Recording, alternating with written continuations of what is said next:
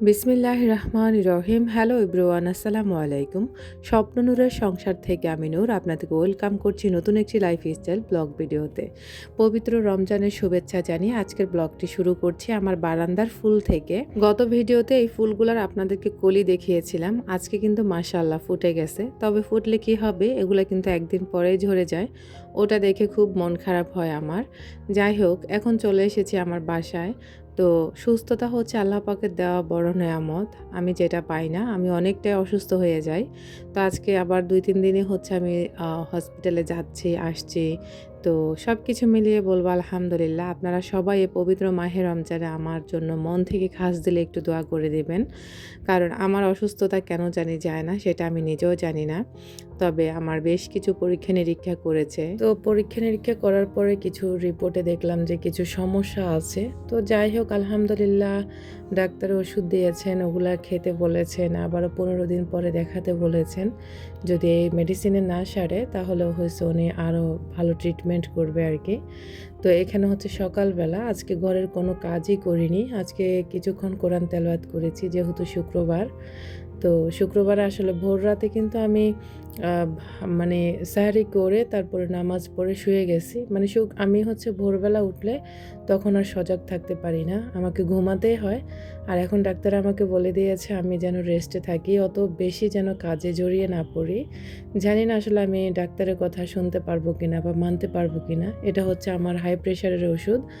আমি কন্টিনিউ আমাকে প্রেশার ওষুধ খেতে হবে।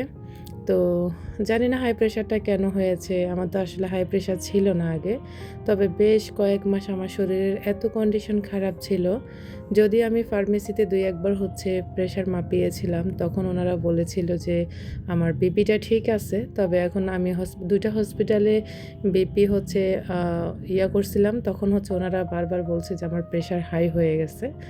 তো আসলে সবকিছুর মালিক উপরওয়ালা। তিনি আসলে যাকে যখন যেটা চাইবেন তখন সেটাই হবে।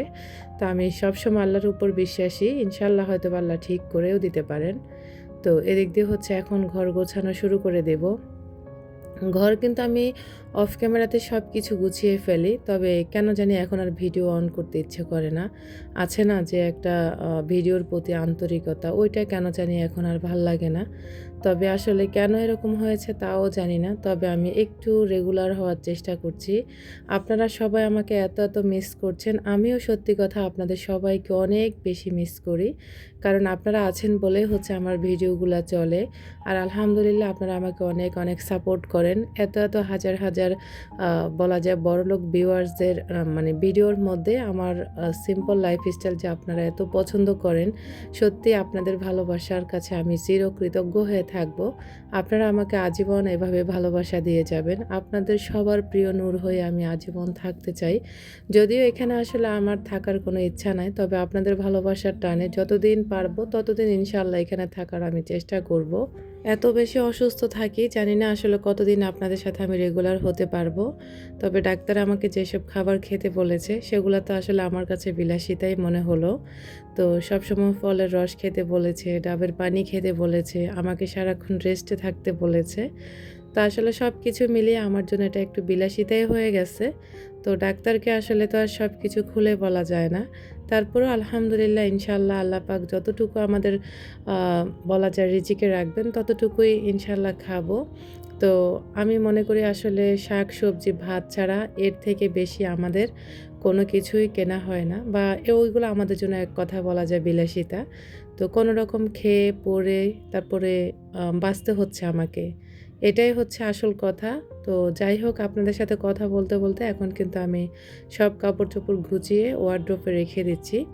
তো আজকে কিন্তু মানে বলা যায় জোরপূর্বক হচ্ছে ভিডিওটা করেছি। কারণ আপনাদের সাথে একটু ভিডিও শেয়ার করতে হবে। আপনারা আমাকে অনেক বেশি মিস করছেন। সেই সাথে আমার চ্যানেলও পুরো ডাউন হয়ে গেছে। তো একটা যেকোনো জিনিসের পিছনে কিন্তু আপনি পরিশ্রম করলে সেটা কিন্তু আপনাকে ভালো একটা পর্যায়ে নিয়ে যাবে। তো আমি আসলে অনেক পরিশ্রম করেছি এই চ্যানেলটাকে নিয়ে, অনেক পরিশ্রম করেছি। একদম বলা যায় আমি একা নিজে এই চ্যানেলকে হচ্ছে এ পর্যন্ত এনেছি। আমি আমার কোথাও থেকে কোনো সাপোর্ট পাইনি। যাই হোক, আমার আজকের ভিডিওটি হচ্ছে একটু উল্টাপাল্টা হয়ে গেল। তো উল্টাপাল্টা বলতে আসলে এখানে ২ দিনের ভিডিও ছিল। যেমন ১ম এ যে মেডিসিন দেখাইছিলাম, ওগুলো হচ্ছে পরের দিনের ভিডিও। আর এটা হচ্ছে প্রথম দিন আমি যখন ডাক্তারের কাছে গিয়েছিলাম, তখন হচ্ছে এখন বাজে রাত প্রায় 11টার বেশি। কারণ আমি যেই ডাক্তার দেখাই ওনার এত লম্বা সিরিয়াল থাকে, মানে সিরিয়াল পাওয়াটা কষ্টের ব্যাপার।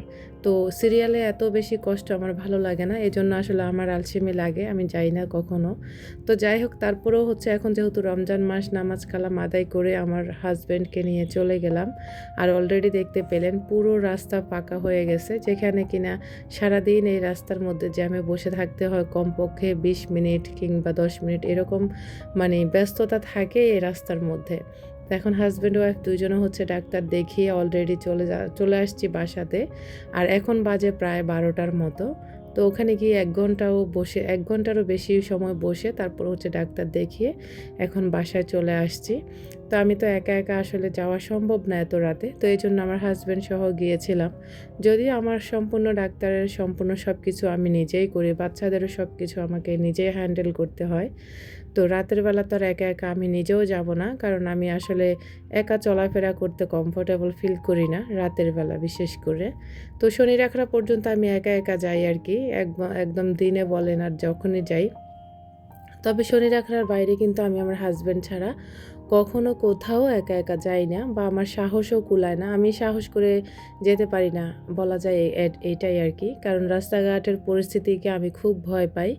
তো যাই হোক, এখন হচ্ছে পরের দিন সকালবেলা। তো এখন আমি আমার বেডরুমটাকে সুন্দর করে গুছিয়ে নিয়েছি।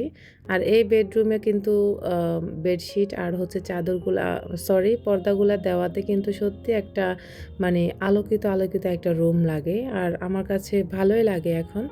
তো আপনাদের কাছে এত ভালো লেগেছে, গত ভিডিওতে আপনারা অনেকেই কমেন্ট করেছেন। আলহামদুলিল্লাহ, আপনাদের এরকম ভালোবাসা নিয়ে থাকতে চাই। আপনারা আমাকে অনেক অনেক সাপোর্ট করেন। তবে ইনশাল্লাহ আপনারা সবাই মন থেকে আমার জন্য একটু দোয়া করে দিবেন, আমি যাতে রেগুলার আপনাদের সাথে ভিডিও শেয়ার করতে পারি। তো আমি এমন একটা মানুষ হয়ে গেছি, শুধু মানুষের ভিডিও দেখি। দেখা গেছে আমি আসলে বেশি নিউজের ভিডিওগুলা দেখি, কিন্তু কারো ব্লগিং না। যেমন হচ্ছে রাজনীতির কিছু ভিডিও আছে, ওগুলা দেখা হয় আমার। বিভিন্ন টপিকের ভিডিও দেখা হয়, আর বেশিরভাগ সময় দেখা হয় না। যখন হাতে পায়ে মোবাইল বা যখন একটু ভালো লাগে তখন দেখি আর কি। তাছাড়া আমি কিন্তু এখন আর নেশা করে ভিডিও দেখি না। আমার অনেক প্রিয় আপুদের ভিডিও আমার দেখা হচ্ছে না। আসলে খণ্ড খণ্ড ভিডিও করে সাজানো আবার আপনাদের মধ্যে শেয়ার করা, এটা আমার জন্য কেন জানি আলসেমির কাজ হয়ে গেছে। যদিও এই কাজগুলো সারাদিন আমি করতাম, আবার হচ্ছে প্রতিদিন আপনাদের সাথে টাইম মতো ভিডিও পাবলিক করতাম। তবে হ্যাঁ, আমাকে আসলে কি ধরেছে জানি না। তবে আসলে আমি ইনশাল্লাহ আপনাদের সাথে রেগুলার হওয়ার চেষ্টা করব। অনেক দিন পরে ভয়েস দিলে কেন জানি কথা অগোছালো মনে হয়। আপনারা তো আমাকে অনেক অনেক ভালোবাসেন। আমার এই দিকগুলো আপনারা আমাকে ক্ষমা সুন্দর দৃষ্টিতে অবশ্যই দেখবেন। এটা আমি আপনাদের কাছে আশা করি। কারণ আপনারা সবাই আমাকে অনেক বেশি ভালোবাসেন। যেই ভালোবাসার ঋণ আমি কখনোই শোধ করতে পারবো না। তো এখন হচ্ছে দুপুর টাইমে, মানে দুপুর বলতে থালা প্লেট ধুয়েছি, ওগুলো হচ্ছে সকালবেলা, মানে ভোর রাতে খাওয়ার পরে সকালবেলা যে ধোয়া মোছা লাগে ওগুলো করেছি। আর এখন হচ্ছে বিকেল টাইমে, এখন রান্না বান্না করব। তো তার আগে হচ্ছে আমি শরবতের জন্য সব কিছু রেডি করে নেব। এদিক দিয়ে হচ্ছে গুড় আর হচ্ছে এসবগুলো বসিয়ে দিয়ে আমি এগুলোকে ভিজিয়ে নেব। প্রায় এখনও 2-2.5 ঘন্টা সময় আমার হাতে আছে। তো আমার কারেন্টের চুলা সব কিছু মিলিয়ে আসলে আমার কাছে এখন আর কারেন্টের চুলা রান্না বান্না করতে ভালো লাগে না। আর গ্যাসের যে একটা দাম, সেটা তো আসলে আকাশ পাতাল হয়ে গেছে। তো আকাশচুম্বী হয়ে গেছে, ওটা আসলে আমাদের জন্য এখন আর মনে হয় গ্যাস আনা হবে না। তো এই দিক দিয়ে হচ্ছে এসবগুলো বসিয়ে দিলাম, আর হচ্ছে গুড় দিয়ে আমি শরবতটা করে নেব। আর শরবত গুড় দিয়ে কিন্তু ভালোই লাগে, চিনি থেকে গুড়ের শরবতগুলো বেশ মাশাআল্লাহ অনেক বেশি ভালো লাগে। তো এখন আমি এগুলোকে ঢেকে দেব, ঢেকে হচ্ছে আমি আমার অন্যান্য কাজগুলো করে নেব। তো এই পর্যন্ত আপনারা আছেন কিনা আমি জানি না, তবে যদি থেকে থাকেন তাহলে প্লিজ একটি লাইক দিয়ে আমার ভিডিওটা কন্টিনিউ করবেন। আপনার ছোট্ট একটি লাইক আমাকে নতুন একটি দিনের ভিডিও মেক করার উৎসাহ যোগায়। তো এদিক দিয়ে কিন্তু আজকে বলা যায় একদম রোজা রেখে কিন্তু মাশাআল্লাহ ভালোই একটা কাজ করা যায়। আর এখন যে রোজাগুলো আমরা রাখছি, রোজাতে কোনো ধরনের কষ্ট হয় না, কোনো ক্লান্তি নেই, কোনো অবসাদ নেই। মাশাআল্লাহ আলহামদুলিল্লাহ, আমার কাছে বেশ ভালো লাগছে। জানি না আসলে কার রোজাগুলো কেমন কাটছে, অবশ্যই আপনারা আমাকে কমেন্ট করতে ভুলবেন না। তো এদিক দিয়ে হচ্ছে এখন আজকে মরিচ খোলা দিব। আমার হচ্ছে রেসিপিটি আপনারা অনেক বেশি পছন্দ করেছেন। মুরগির চামড়া দিয়ে আমি একটা মরিচ খোলার রেসিপি দিয়েছিলাম। তো ওইটাই আজকে দেব মাছ দিয়ে আর কি। তো রেসিপিটা আসলে আপনারা করে খাবেন যারা কিনা ঝাল টাইপের কিছু খেতে চান, তবে ঝালটা আপনারা কমিয়ে দেবেন। আমরা কিন্তু খুব বেশি ঝাল খাই না, মিষ্টি একটা ঝাল খাই আমরা। এদিক দিয়ে হচ্ছে থানকুনি পাতা এনেছিলাম, আজকে ভর্তা করব থানকুনি পাতা আর মাছ দিয়ে। তা আপনাদের সাথে আমার আর এগুলো শেয়ার করা হয়নি। আমি আবারও চলে গেছিলাম ডাক্তারের কাছে, তো ওইটা আর আপনাদের সাথে শেয়ার করতে পারিনি। আর এদিক দিয়ে হচ্ছে লাল শাক হচ্ছে আমি ধুয়ে সুন্দর করে নিয়েছি। তো এখানে হচ্ছে 2 দিন 3 দিনের ভিডিও, পুরো ভিডিওর মধ্যে 3-4 দিনের ভিডিও আমি অ্যাডজাস্ট করে আপনাদের মাঝে শেয়ার করেছি। আশা করছি আজকে আপনাদের ভিডিওটি ভালো লাগবে। এখানে আমি থানকুনি পাতা হচ্ছে হালকা করে সিদ্ধ করে নেব লবণ দিয়ে। সিদ্ধ করে তারপর হচ্ছে মাছ দিয়ে, শুকনো মরিচ, সরিষার তেল, পেঁয়াজ দিয়ে ভালো করে ভর্তা করে নেব। আর এই রেসিপিটি যদি আমি আপনাদের সাথে দেখাইতাম বা শেয়ার করতাম, সত্যি আপনারা পাগল হয়ে যেতেন। এত মজার এই রেসিপিটি, এত বেশি লোভনীয়। তবে আমি আপনাদের সাথে আর রেসিপি আকারে শেয়ার করতে পারিনি বা পুরোটা দেখাতেও পারিনি। আজকের মতো এখানেই বিদায় নিচ্ছি। দেখা হবে নতুন কোনো ভিডিওতে। আল্লাহ হাফেজ।